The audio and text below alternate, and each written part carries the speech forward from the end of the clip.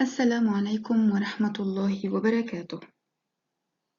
عزيزي الطالب، اقرأ معي السؤال التالي: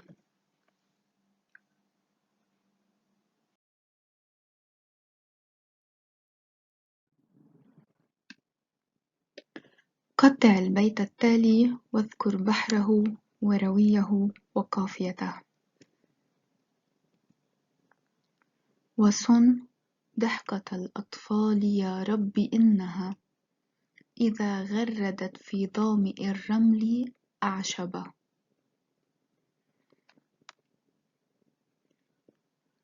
يا ربي، الباء حركت وحرف مضاعف، يكتب الأول ساكن والثاني متحرك.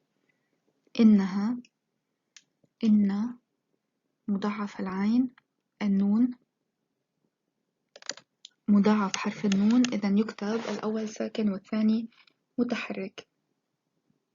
نهاية الشطر الأول: إنها انتهت بألف ساكنة، إذا لا يتم إشباع الحرف الأخير هنا.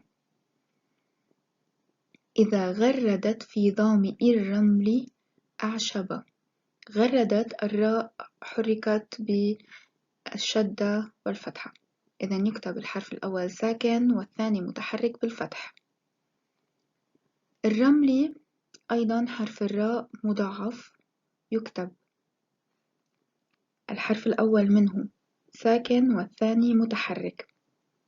نشير هنا إلى أن التعريف في كلمة الرمل تحذف حتى لا يكون لدينا ساكنين. أعشب انتهت أيضا بألف طويلة ساكنة، إذا لا يتم إشباع الحرف الأخير. إذا الكتابة العرضية للشطر الأول: وصن ضحكة الأطفال يا رب إنها.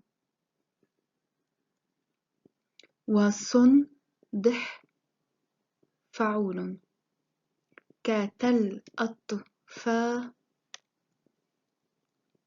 مفاعيل لي يا رب فعول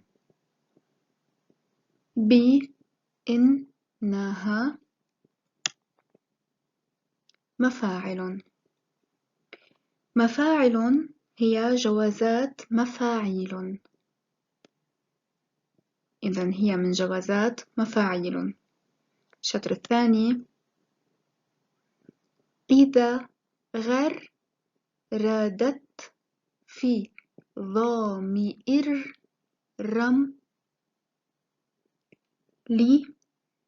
أعشب.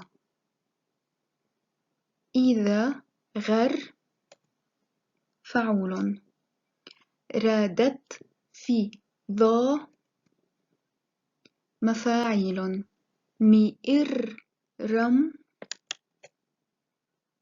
فعول لأعشب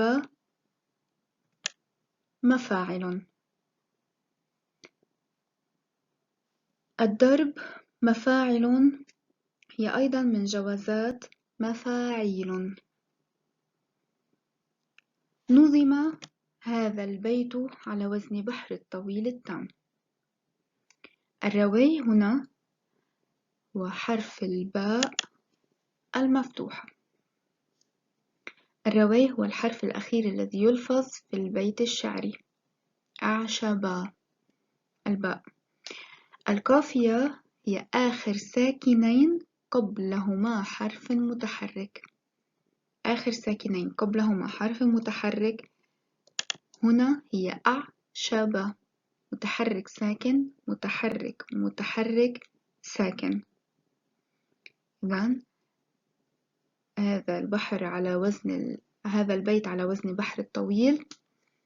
فعول مفاعيل فعول مفاعيل، ولكن هنا أتت جواز مفاعيل وهي مفاعل، التفعيلة الأخيرة من الشطر الأول ومن الشطر الثاني، أي في العروض والضرب. أما إعرابيًا فاخترنا لكم بعض كلمات هذا البيت للإعراب، ومنها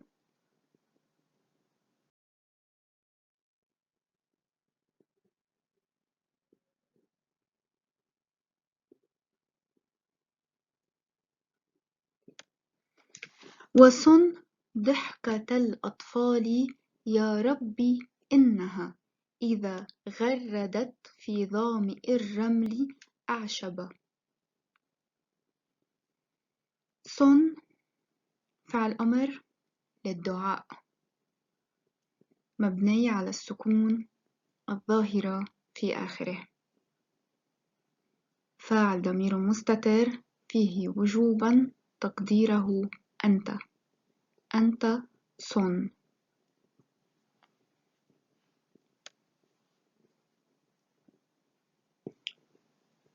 الياء يا ربي، يا حرف نداء، حرف نداء حرف أي لا محل له من الإعراب.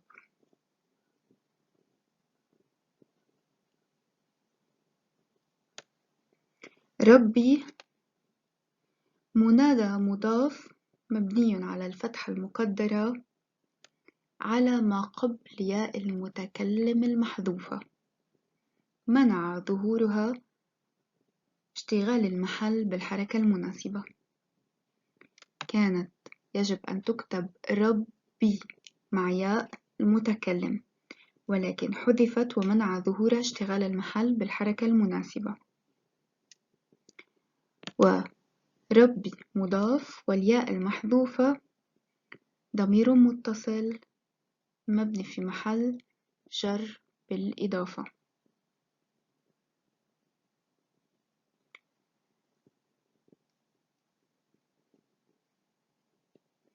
إذا غردت في ظامئ الرمل أعشبا.